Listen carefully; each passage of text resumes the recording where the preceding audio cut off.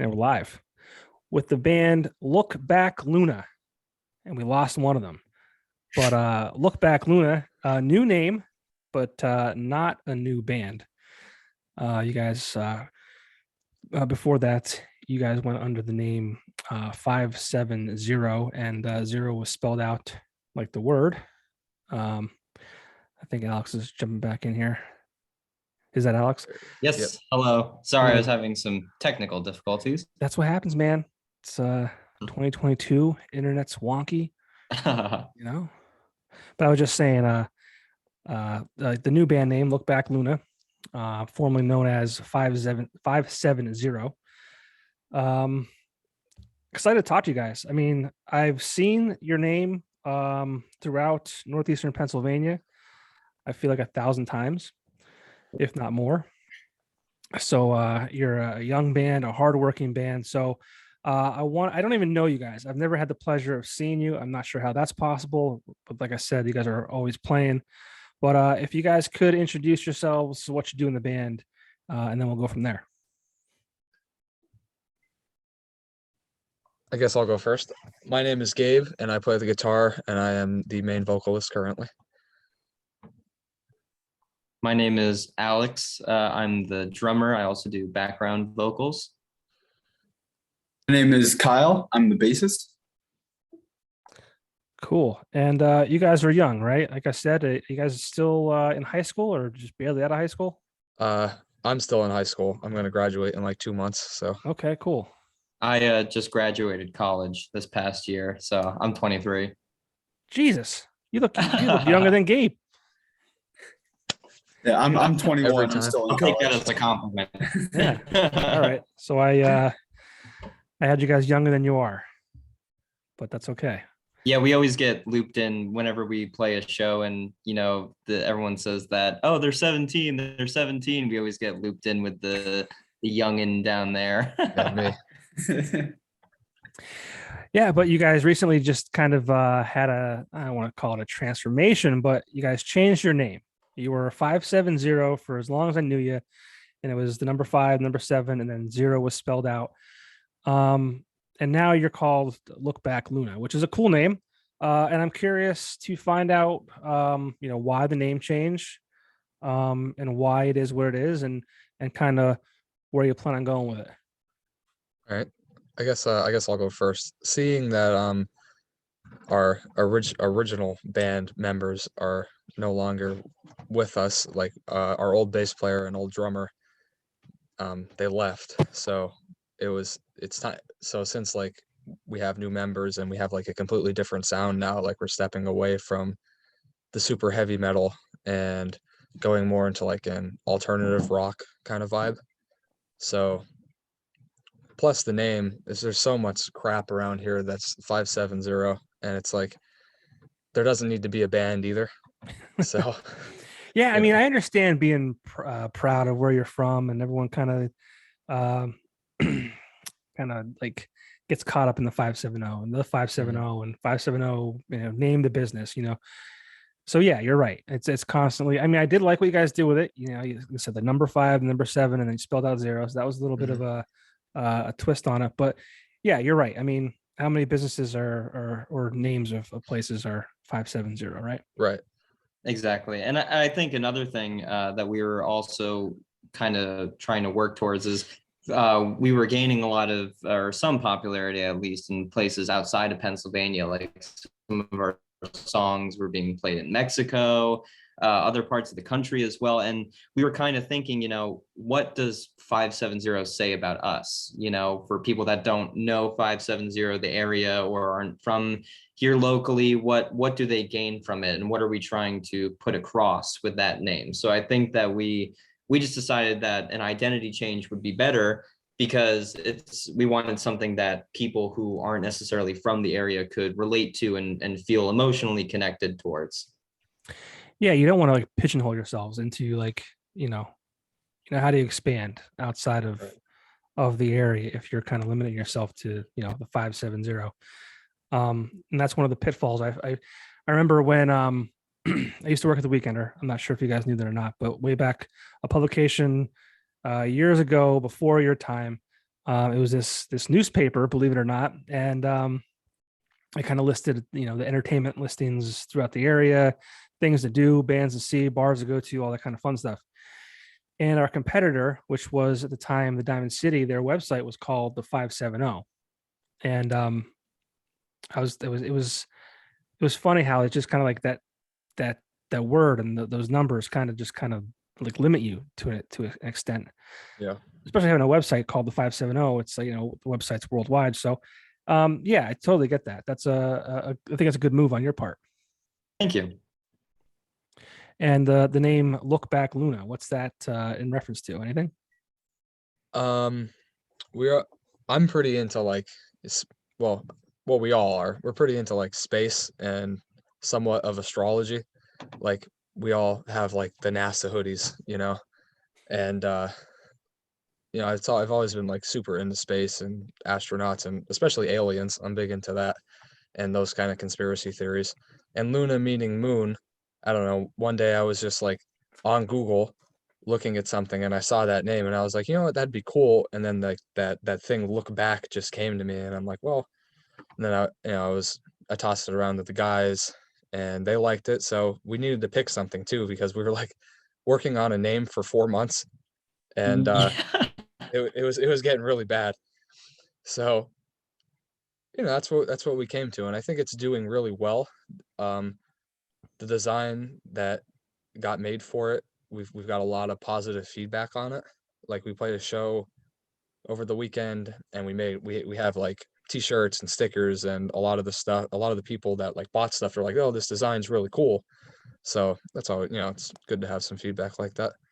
And Yeah, my dad actually made the design for our new for our new look because he's a graphic designer. And once we gave him the name and kind of came up with the style of everything, we're like looking for like a tarot card style, something really unique, something that you don't see a lot nowadays of that style. And we just sent it to him and he came back with the t-shirt design that we have and our sticker design and kind of our main logo. And we're very happy with how it came out.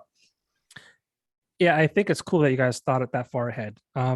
Because a lot of times, even if someone likes your band, but they may not love you, you can still sell merch if your merch looks good and it's a cool design and it just looks good. So that's again very important. Yeah, you guys are beyond your years. Well, we're lucky to have started our early music career, I guess you would call it, in an area where I'm originally from New York, upstate New York, so there's not really as much of a music scene as there is here in NEPA. I've never seen anything quite like it. There's such a local hotbed of musicianship and musical ideas and local scenes and venues and everything like that. Coming from a place where that's not very common, it's super helpful to be around other musicians and get a lot of feedback from other people who play the same kind of music as us or kind of know what we're working towards. So I think the environment is also really helpful for us as well.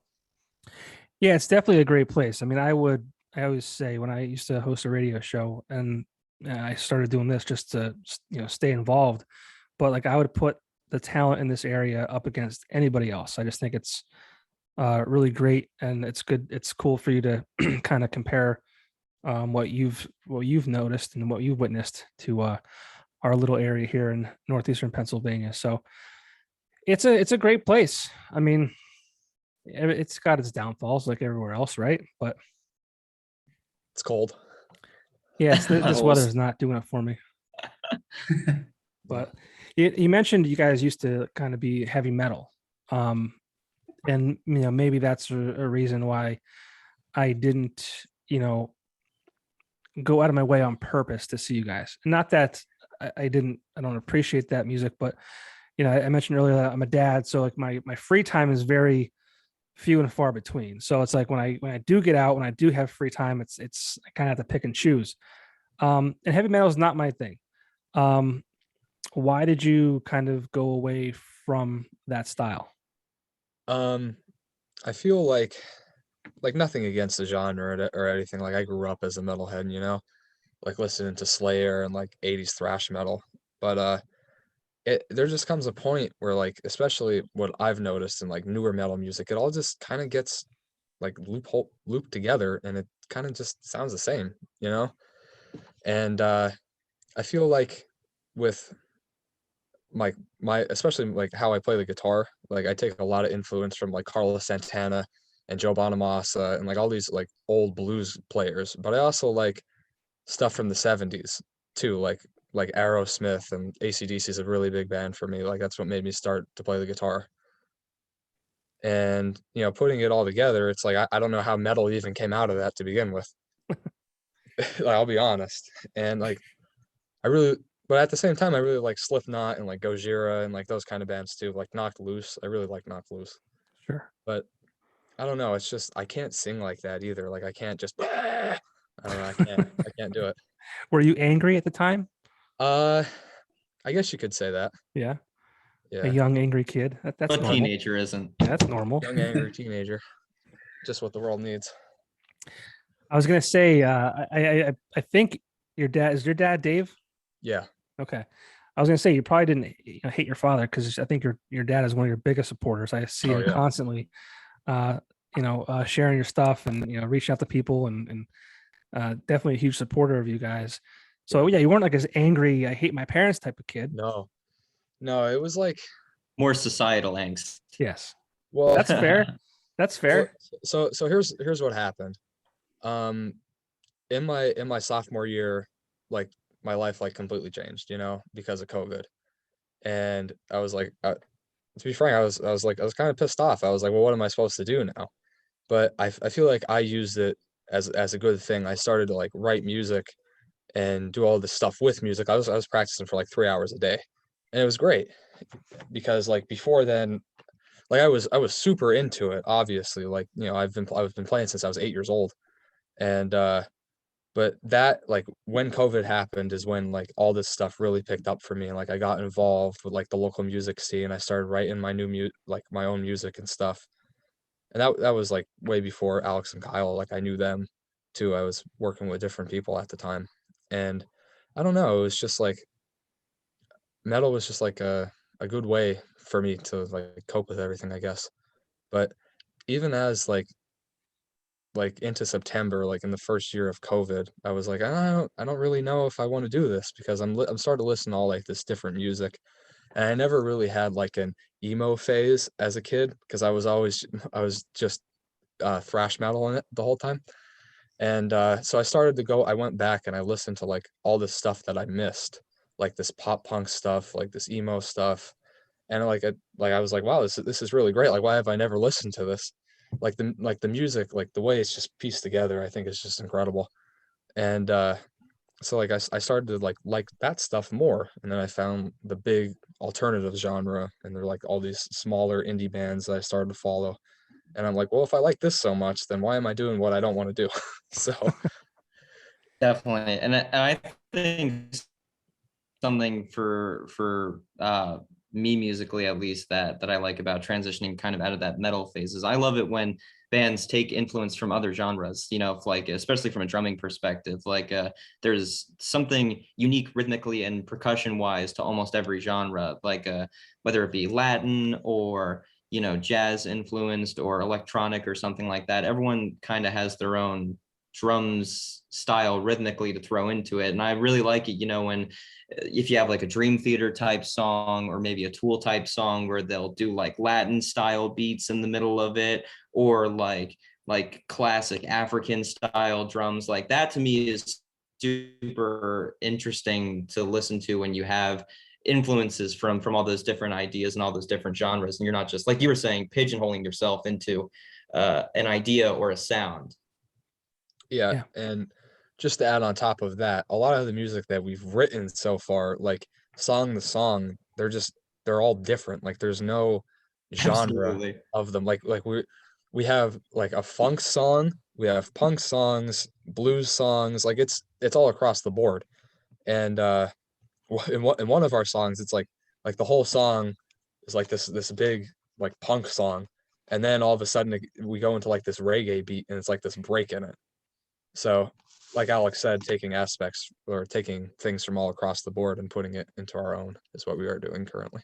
Because we just try to make everything sound super interesting for the audience member, being a new and upcoming band, we don't have that staying power as someone more recognizable would. So we want to be able to capture their ear musically and have them want to check out our stuff afterwards. That's cool. And how did you hook up with Alex and Kyle? You said you had two members prior to them. One was a female, right? I believe, Yeah, which I yeah. thought was cool because you don't see a lot of girls, rocking Right. out, especially to the style of music you guys were performing. Did they leave on their own, or did you guys just kind of? Yeah, I mean, like I would never want to like kick somebody out of anything, But yeah, she left on her own, and it was like what we had going. It was cool. Like people liked it, because it's like you said, it's different. We're playing like Hailstorm and like all those female fronted stuff. The Pretty Reckless was another band we were playing there for a while, and it was cool to like have a contrast in vocals with stuff. Yeah.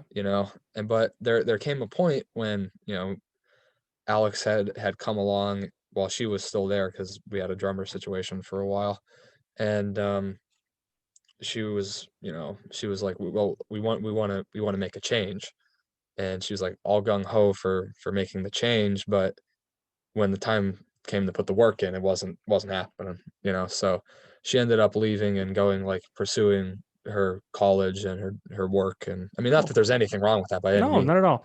but And I wasn't trying to like bait you into like saying anything. oh no, it's perfectly fine. I don't care. It's always like a weird thing. It's like a breakup with a girlfriend or boyfriend, right? It's like, Yeah, oh, I don't know who, there's always two sides to a story. I wasn't trying to like, get anything out of you or any kind of dirt. It just obviously there was a lineup change, and I was curious as to how that happened. Yeah, Yeah, I think something that we realized is we want to do this professionally, and we want to, or at least as professional, quote unquote, possible, and we want to do this with as much passion as we have. And I think what it all boiled down to is that she just had passions for other things, and she wanted to pursue a career in psychology, and she wants to go to graduate school and pursuing that academic life. That's something that not a lot of people get the opportunity to do. So when she had that opportunity, she wanted to pursue it. And I wish her all the luck, in the future. She's a great person. We got along really well, and no ill feelings at all. It's just kind of, we were just parting different ways and had different plans for the future. Yeah, we're very like, there's some people that will say that they're serious about something, but then they won't do the work for it.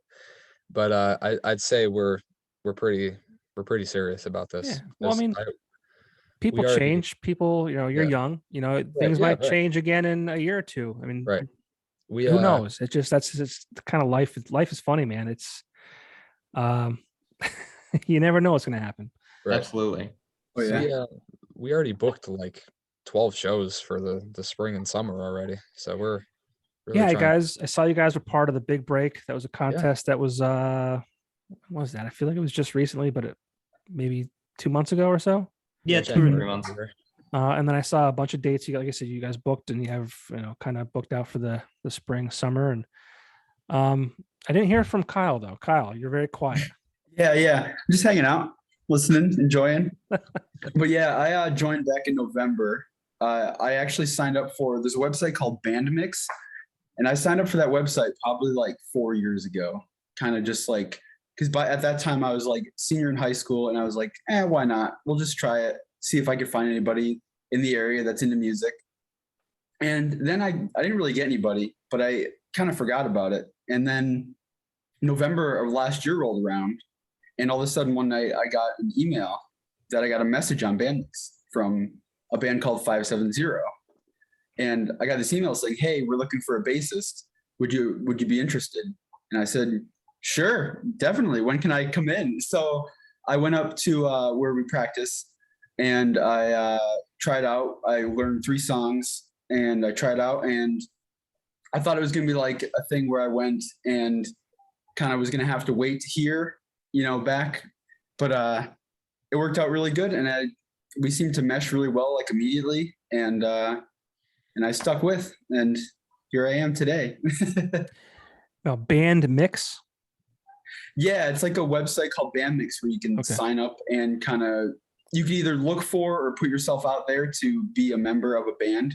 So did you It's have like interesting. a profile? Like I play X instrument and I like this style of music, and that they kind of, how does that work? Right. Yeah. On the website, you can put a profile picture up. You put kind of like your age, what you play, a little bit about yourself, and like if you've ever been associated with other bands in the past. Which I've never been. I've never played a live show until just late last year, so that was really cool. But I'm a guitarist and a drummer. I never really got super into bass until I joined, and then now that I have, I really love it. And that's definitely reflected in his style, especially talking to my family afterwards. Like, my dad always says how cool his style of bass playing is, because it's very different from our previous bassist, because you play with a pick, right? That's like Yeah, I'm all picking. it's like a picking style, and which is like it's from what I gather, it's Different, yeah. pretty unusual for bass playing, but it provides such a cool, unique sound, and we play 10 billion times better, in my opinion. He really rounds us out. Yeah, you don't see a pick that often with bass. Mhm. No, I think it fits the punk style well, though, because it's Yeah. very percussive and it has it's like aggressive. it's It got a nice cuts. thrashy tone to it for sure. That's cool. Do you have any music that you mentioned earlier, like available on the streaming services, or not yet? You're still recording? Not yet. We're Because I would playing. love to hear this new sound. Yeah, we're not yet. We've been getting a lot of questions about that, and we're trying to get something going. I'm trying to find time to like go record. We're going to Elite Audio Recordings. It's in Kingston. Yep. And yeah, so it should be cool. We're probably gonna try to go there in like the next month or two and get some stuff rolling, because we have probably 5 or 6 songs written now that can be recorded. So Yeah, we have some stuff on Spotify, under our old name, which we all agreed, especially after the lineup change and now our stylings, we want to change a little bit. We're kind of, drifting away a little bit. We still play some of those songs live, to pad the run times for our sets and everything. And the people do seem to enjoy them. But we're hopefully looking to record soon. Just it's expensive. Yeah, that's the truth. It's nothing's cheap these days. Oh yeah. It's terrible. But it's luckily you get what you pay for, and we're looking to put in some good man hours and some good effort into it. So I think once we do get the recordings out, it'll just take us to that next level, and we'll be able to show people what we're really about. You can find clips of our songs. We have our Facebook page, Look Back Luna, I should say. And then our Instagram, Look Back Luna. God, it's new. It's new. Yeah, free pass. You get a pass. We're cutting that out. I don't edit. Look Back Luna. And our Instagram is under the same name, and we have like clips from our shows and live streams and stuff like that on there. So if you really wanted to give us a listen, you could do that there, but we're hopefully going to have some better audio recordings soon. Well, I'll definitely have to go search that out, because I'm intrigued now. Like I said, the name popped up, a page you like, change its name to Look Back Luna, and I'm like, huh, that's interesting. And like I said, I've always seen the name out there, and I don't relate as well to you young kids as one may think, right? So I never wanted to reach out just to kind of say, let's just shoot the shit, right? I wanted to have a reason. So that was like perfect timing with everything. And now that I found out that you're not as young as I thought you were. So I was like, can I curse in front of these kids? I don't even know yet. Yeah, fire away. All right, cool. But Gabe mentioned some of his influences. Alex, what kind of influences do you have?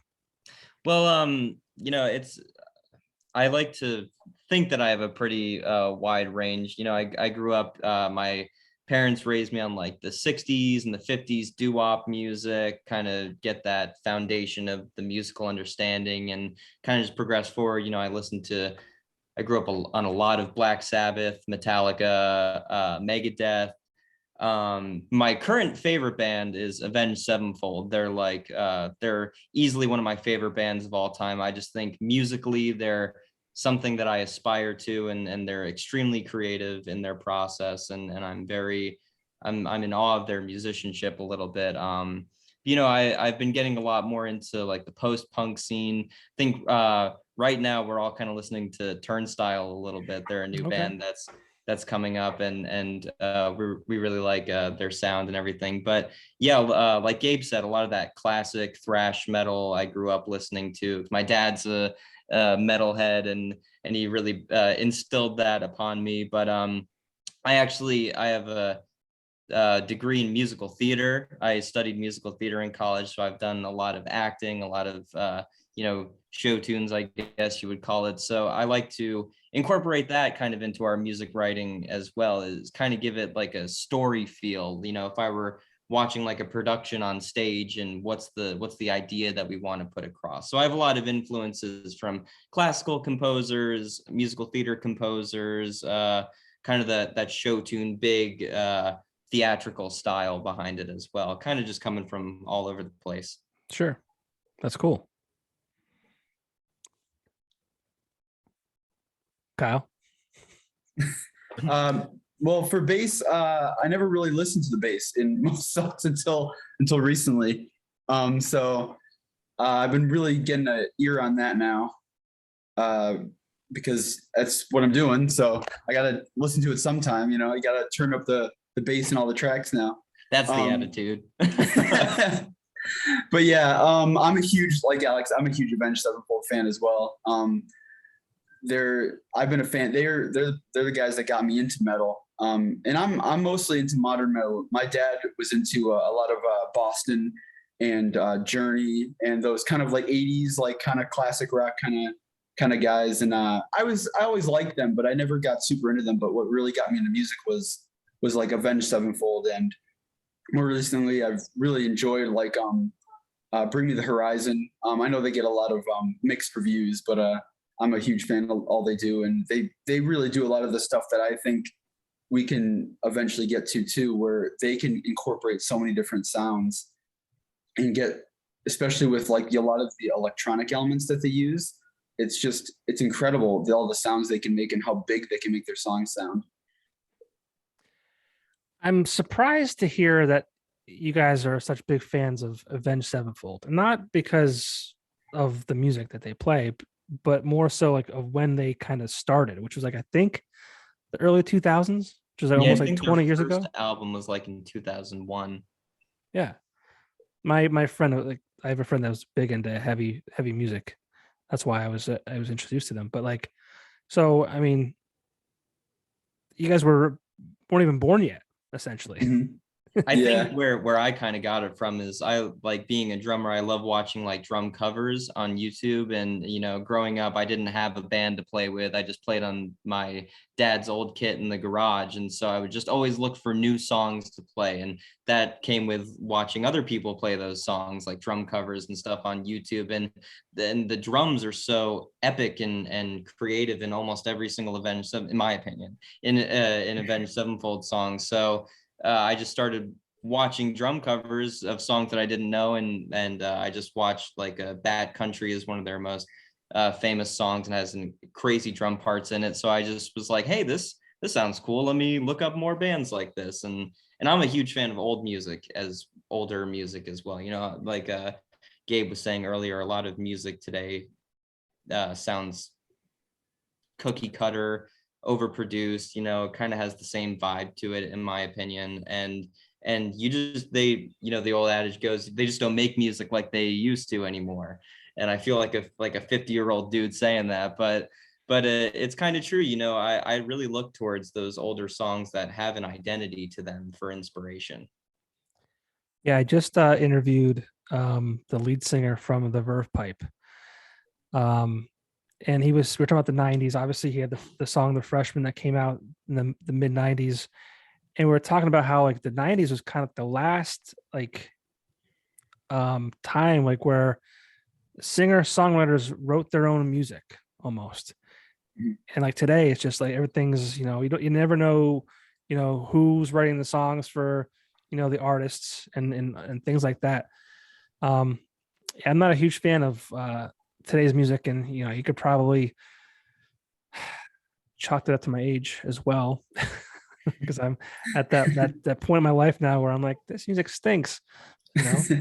What are they even saying? I can't even. What are these lyrics? You get WAP and things like that out there, and it's like, Oh. Jesus, what are we doing? Yeah. Yeah, I've certainly noticed definitely. that. Yeah, I've certainly noticed that with a lot of recent music, especially like that's in the mainstream, it's become so depressive. Whereas even like pop music like 10, 15 years ago was kind of more upbeat and like it was catchy, but it was also like it was a lot happier tones for most things, especially lyric wise. And I feel like the past like 5 or 6 years, maybe music has turned really a lot of the lyrics and tones and stuff have just gotten really depressive, in my opinion.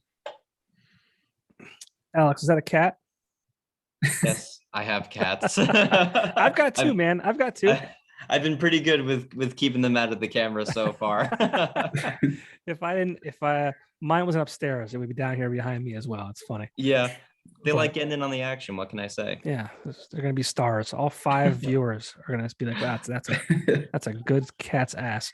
But yeah, I mean, today's music is like, it's just wild.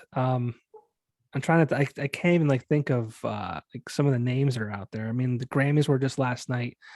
And there are some talented, I guess, singers, if you want to call them that, like Olivia Rodrigo, I think, is one of them that won a few awards last night. I think Billie Eilish is very talented. But yeah, it's just a weird, like when you get into the Cardi B's and the music that's full of like these weird sounds, like I can't even begin to even try to mimic the sounds that they make. It's just like, I mean, but again, maybe it's just my age show, and I really don't know. But I came from the age of Pearl Jam and Soundgarden and the Foo Fighters and Alex. I mean, you're a drummer, right? I mean, were you a big fan of Taylor Hawkins?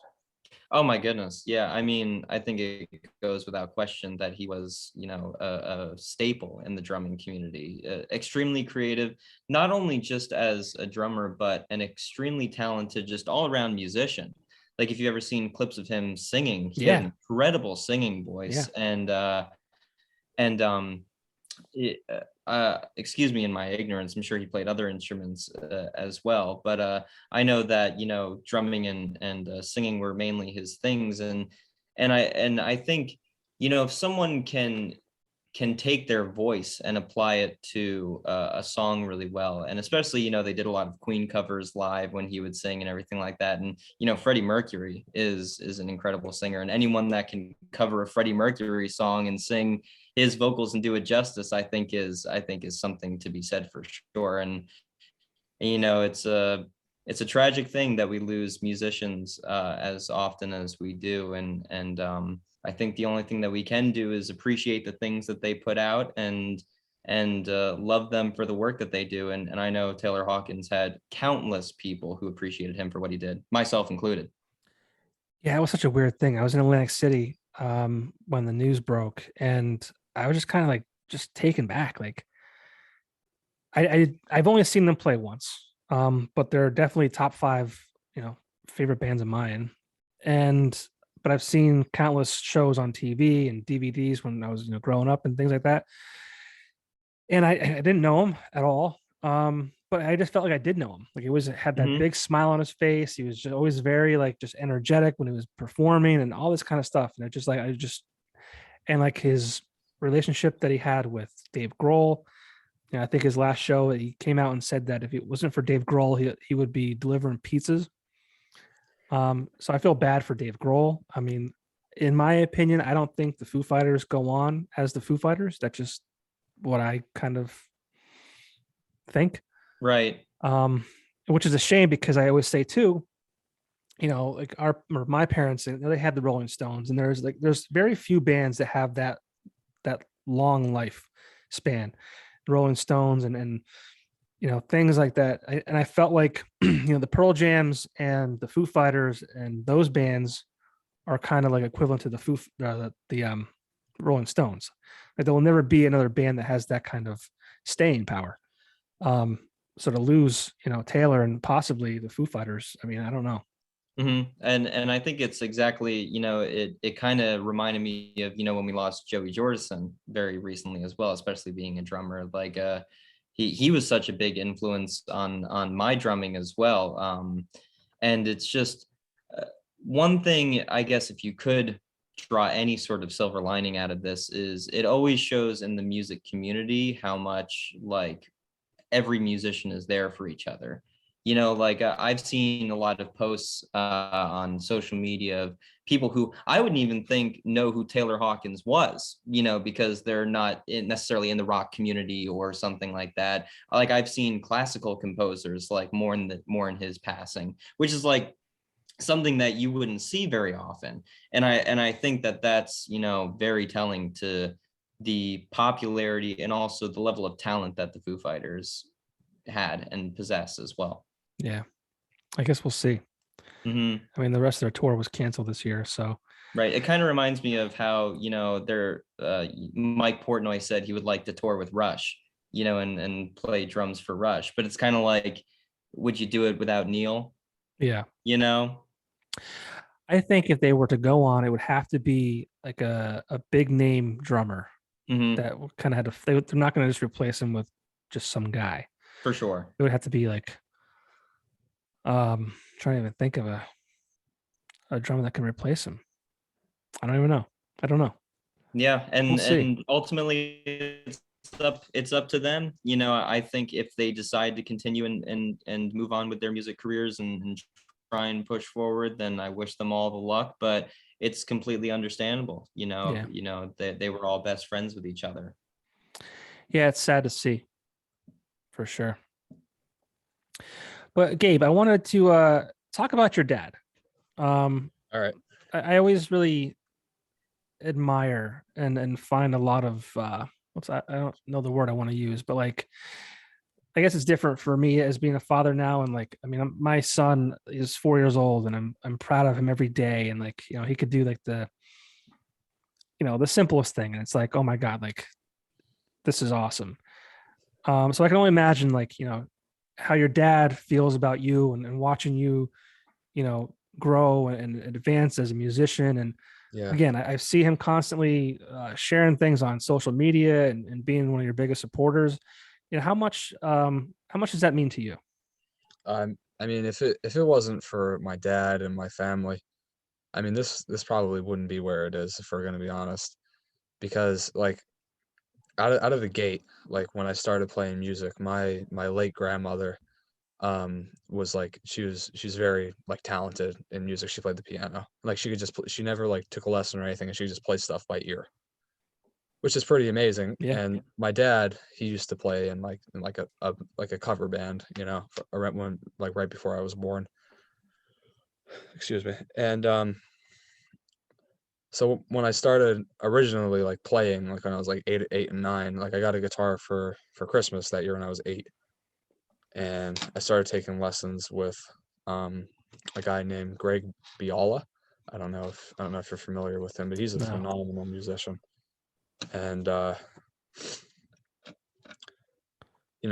would sit in my aunt's living room and like play the guitar for my family when I was 8. And I mean, I was horrible, but they were like, yes, I mean, like thinking about that now, like that's like the greatest thing that probably that would happen to me in like my music career, because like if I didn't have that initial support from my family, even in the beginning, like it probably wouldn't be where I am now, and now that like I'm doing all this like original band stuff, and now that like my dad used to go see shows all the time, like go to all like these metal festivals and stuff, and for him to support all our music, share it to all these groups on Facebook, like it's the greatest thing ever. Because like I'm like, Dad, I'm in school, can you share this to X page and whatever, and like, and he's like, yeah, sure, I'll do it, and it's great. I mean, there's no bigger supporter in this world than my father and then my family, Yeah. Like we could blow up tomorrow and have people like, and then my father will still be like, no, number one fan, Yeah.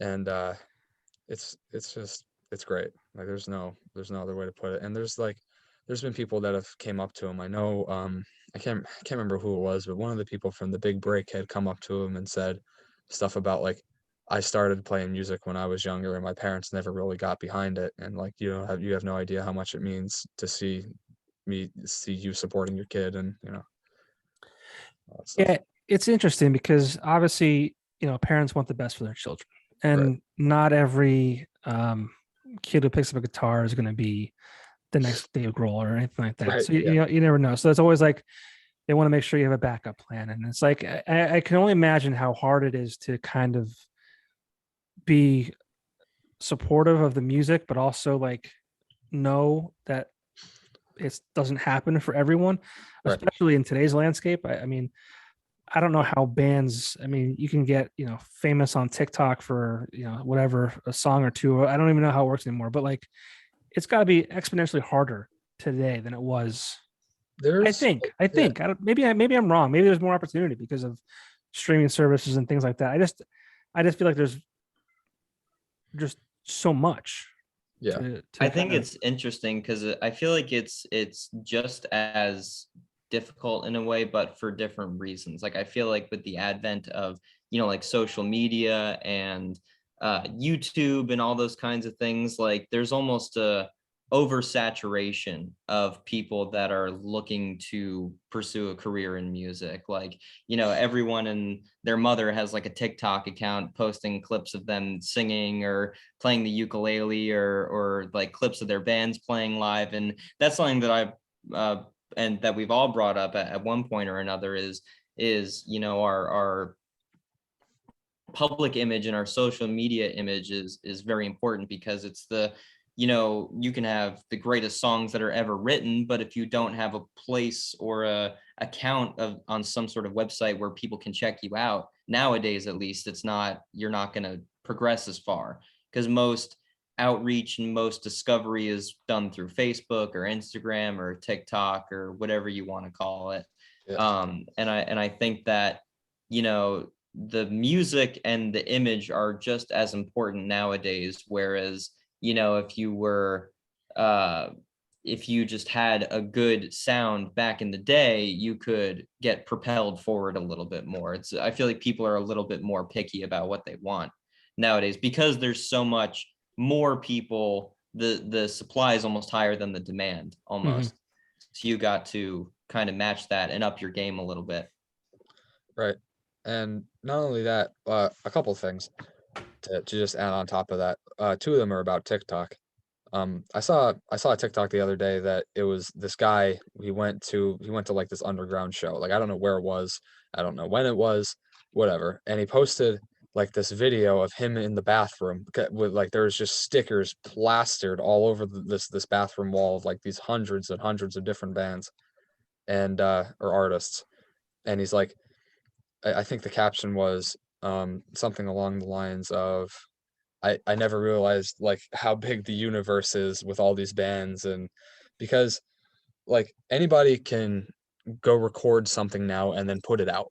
Like I feel like 20, 30 years ago you had to have some kind of deal with some kind of record company to put anything out significantly. Like we can put out a song tomorrow and it can be streamed any place in the world that literally probably anywhere that has internet, which is crazy because and like we've gotten streams like from the old page like and we have songs with like a couple thousand streams whatever, but like you can go on Spotify for artists and you can see like where all the streams come from, and it gives you like this big world map, and you can click on it and it shows you like how many listeners are in a certain country, how many streams you get from certain countries. And there's like people in Peru listening to our music, which is like it just boggles my mind. Like who the hell is listening to my music in Peru? Like I want to know. You know what I mean? Yeah. And like it's crazy. But at the same time, it's like you said, not only is there such like a high supply of it, it's harder for things to like get stuck into people's heads now. Yeah. Because you have so much information, just like you can look up anything, you could hear anything you want, like with the click of a button. Like, not that there's anything wrong with that by any means, but I feel like just, studies show like your time span or whatever is lower now because of social media, and you can just swipe through things like crazy. Which, I mean, I'm pretty sure we're all the same way. Like, you see something, oh, that's nice, and then in 5 seconds you forget about it. Mhm. So, it's definitely harder in that way. But like Facebook has targeted ads and stuff you can do. Like, that's something we've been looking into, but it's expensive, It's like it's definitely a pay to win society. You I mean, you could spend $300 on a Facebook ad and then it do nothing. Mhm. But you could also at the same time spend $5 on it and then it do something and you get a couple followers out of it, whatever. Yeah, it's So tough. Yeah, and like you said, like back in the day when the what you did was you recorded music, and like you said, you had to have like either some kind of financial backer, or you had to get your demo tape in the right hands. And but like it wasn't easy. Don't get me wrong, it wasn't easy at all. But like I think the quality was better. And Yeah. like going back to what you said, I mean, perfect example. I'm an idiot with a podcast, right? And everybody can have a podcast, like you said. You just put it on the internet, and it's there. And you know, we're not Joe Rogan. We're not name a top podcaster out there. Like, so the quality kind of like there's all this content out there, but like how much of it is quality? And I don't consider this to be quality. I mean, the audio could be a lot better. I hope people enjoy it for what it is. But like back then, when I think things were released, the quality was there because there was like things behind it. There was money behind it. There were record labels behind it. It's just a different world. Yeah. Yeah, and I think on the same side of it is that certain aspects today, it's much easier to get your name out there because anyone can post anything anywhere at any given time. You didn't have to wait to be discovered, or you Right. didn't have to wait to finally headline your first show or something like that. There's always opportunities, at least for you to put your product out there, whether it be your music or a music video or like a live stream or something like that. So in that aspect, we're extremely lucky that we're coming up in a time where we have the ability to reach people in Peru or Mexico or the UK or something like that, which was extremely hard back in the day, before the advent of like the internet or social media or something like that. But I just think, like we said before, it's for different reasons. It's both difficult and easier. It's great. I mean, it's amazing. Mm-hmm. You really And I think think about it really tests us as musicians, because we're kind of in a time where there was a formula on how to do it before. Like every band that ever got famous in the 80s or the 90s kind of did it the same way, and it was the same structure, the same process on how you get discovered and produce your first album and do everything like that. I mean, nowadays even the idea of doing an album is kind of fading out a little bit. Now it's more about singles and EPs, or live recordings or something like that. And so we don't know in 10 or 15 years what the vehicle will be for people to intake our music and who we are. Who knows? I mean, that's wild to think about too, because I mean, so much has changed in the last 10 years. Yeah. Imagine how it's going to change 10 years from now. I can't even imagine. I mean, even 10 years ago, podcasts weren't even really a big thing. And now that I'm obsessed with podcasts now. I can't get enough of them. But they're a pretty new advent, before it was all radio or talk shows or something like that. Yeah, for sure. So in every aspect, I think, of entertainment and society, it's kind of progressing. I guess we'll see. But you guys are young guys, and the whole life ahead of you. It's cool to see you guys out there, doing this and making a good effort out of it. Thank you very much. Thank you. And Gabe, before I let you guys go, I gotta touch on one more thing, and I don't want it to sound weird, but we're on social media. You put it on social media. You've not only has a band made a transformation, you yourself have also personally made a transformation. Yeah. Yeah. You're jacked, bro. Thanks. I appreciate it. Was that part of the pandemic too? You're just like, you know Yeah. what? Let's get I nuts. was like, it was time. I mean, it's like it's something I'll post on social media, and then I don't really know how to like talk about it. Like I'll make a post that's like 3 sentences, and then somebody will send me a message that's like 4 paragraphs on how I think through my experience how they should do this and this and this, and I'm like, I have no idea. You know what I mean? But I mean, like I try to help people. Like I go to the gym like 5 days a week. Like when I go to school, I just go right after. And I mean, yeah, I mean it's a lot of it. I mean, it taught me like a lot about not about like working out or anything, just about like work ethic and how things need to get done in life. No part of me wants to go to the gym 5 days a week and be like, yes, this is great. This is so great. I'm gonna have such a great day. I don't have a headache. That's horrible. Like I don't like I'm not gonna lie to you. And but it's like it goes like both ways. Like there's really good days and then there's really horrible ones. But like the days that are really bad, if you push yourself to your limit, then your good days are going to be that much better. And I've noticed like that in a lot of different aspects of life too, like especially with music. Like there's days that I don't want to pick up my instrument too, you know what I mean? But I'm like, Gabe, you've been doing this for 10 years. You just got to do it for at least a half hour, man, you know? And and there's days I don't want to reply to messages on Facebook of people like, hey, you want to play this show, whatever. Like yeah, of course I want to play the show. I just don't want to deal with it right now. You know what I mean? And I know I'm pretty sure every musician can definitely agree with me on that. Like there's just some days like you're so like amped up and you're like, I'm gonna promote this, I'm gonna do this, I'm gonna send an email to this place, I'm gonna do this and that and this, whatever. But like some days it's like you don't have the same drive to do it. But doing something, like something will come of that. For example, like I have sent like probably 100 emails to all these different places to book shows, and not all of them get back to me, which I mean that's perfectly fine.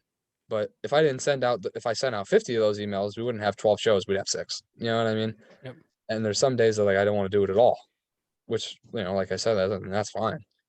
But it's like getting through it. It's a numbers game. Yeah, definitely. Well, good for you. When I was 30, I got in the best shape of my life. I was doing this boxing program, working out 5 days a week, weighing my food, Hmm. not partaking in alcohol beverages. It was miserable. It was absolutely miserable. I mean, I think the diet portion of the whole thing was worse than the actual workout part. Yeah, it can Um, definitely get bad. it was a miserable existence, and I was not one to like get creative. So I would literally, for like the 6 meals that I had per day, like I would just eat like chicken, broccoli, and like brown rice or whole wheat rice. Right. That's it. Like it was the blandest diet I've ever been on, but it worked. Right. But yeah, it was miserable. I mean, I know I did have some alcoholic beverages. I had like one drink a week, and it had to be like a vodka tonic, which I'm a beer guy. Um, it was just miserable, man. Yeah. It's Yeah. definitely something you gotta do when you're young too. Like you gotta start those routines and those Right. habits when you're young, and when you have the time and when you have the energy. And I wish I would have done it earlier. And I definitely didn't stick with it. It wasn't sustainable for me. Yeah. Another like big aspect of it was I was like, I really want to go out and I want to perform. Like I want to do that. And when I would do that prior to like my, like losing weight and working out, whatever, like I would be wiped out in like 10 minutes. You know what I mean? Like I was almost 250 pounds. Like I was a big kid. And and to go and like, because I wanted to run around like Angus Young on stage, you know, like I wanted to put on like that kind of show, Mhm. and it just couldn't happen. So that was like the first step for me. I was like, well, if I want to do this, and if I'm working so hard at like writing music, I might as well work hard on like the other half of it too. So I did, and now I can, you know, like I don't like to run at all. I hate it. But recently I've been like forcing myself to do it. Like last week I ran 2 miles, and it was like the worst thing I've ever done. I'm not gonna lie to you. It was pretty bad. How many miles? 2, which is like I like in my head I'm gonna tell myself I could probably run like 6, but I run 2 and I want to fall over. So Okay, I probably couldn't even run a quarter mile without collapsing. So you're all Yeah. good. That's funny. yeah. But that's, you know, that's it for me. Like I said, it goes both ways. It's like if I wanna do the music thing, like I'll do this thing too. Like I gotta stay in shape, you know. It's all part of it, man. So Yeah. good for you. Good Thank for you. you. Well, I'm excited for what's to come from Look Back Luna. I'm excited for you guys in general, just, you know, changing the name, changing the style of music. You know, you're out there hustling, booking shows. So yeah, I'm excited. Hopefully I'll get out there and catch one of them finally. All right, cool. Yeah, we'd love to Yeah. have you come and check us out sometime. Yeah, for sure. Yeah. We're doing a live stream on, well, I don't know when it's gonna get uploaded, but it'll be Thursday, April 7th. Oh, And that's this week. yeah, and it's only gonna be like a 25-minute live stream. We're just gonna play like all our new songs that we have, just so we can like we live streamed our show over the weekend, but like we didn't like promote that we were gonna like live stream it or anything. It just kind of happened. And so yeah, we're actually like there's an event page for it. Like we're gonna do a live stream from Rockology Music Academy. Oh, Like cool. they have back there. So that's where we practice. Very cool. Yeah, I actually have another podcast I'm recording with and it's a new band called Variant Season. Hmm. It's a guy who used to be in Behind the Gray, Oh, cool. but obviously that's going to be up after the fact, right? Yeah. Yeah, so this will probably go up next week, the week of what's today's date? Today is The 4th. 4th. So the week of the 11th. So anyone listening or watching this at this moment, you can go back to the Look Back Luna Facebook page and check that out. So that's cool. Very cool. Yeah. And what can people expect from you guys this year? Well, I'm not sure for like the end half of the year, but I at least know for now we're playing some pretty cool shows. We're playing a show in June at this place called The Church in Lebanon. I don't know if you're familiar with it or if anyone No. listening is familiar with it, but it's this super cool venue, and it's like an art studio, and they put on a lot of cool shows. And we're playing with this band called Slap. They're a really good punk band, and they have quite a following down there. So it's going to be cool. So that's something to look out for. That's going to happen in, I think it's June 17th. Like it's a Mhm. while from now, but it's still going to be something really cool. Sure. Yeah, and hopefully maybe not in 2022, but in the next calendar year, we might get some recordings done and get all that out for people to listen to. Sweet. Well, best of luck. I'm looking forward to it.